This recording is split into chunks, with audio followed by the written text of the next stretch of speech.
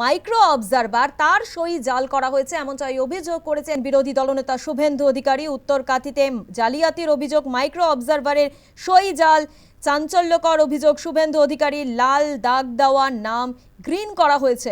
মুখ্যমন্ত্রী মুখ্য সচিবের নির্দেশে জালিয়াতি, চাঞ্চল্যকর অভিযোগ করেছেন বিরোধী দলনেতা শুভেন্দু অধিকারী। কি বলেছেন তিনি শোনাবো একবার।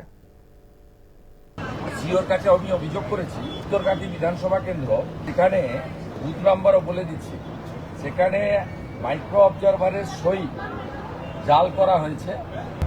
বুথ নম্বর হচ্ছে 237, রঘুরামপুর প্রাথমিক বিদ্যালয়, 238 ব্রাহ্মণ সরকারি প্রাথমিক বিদ্যালয়, 248 কালিকা কুমারী SSK।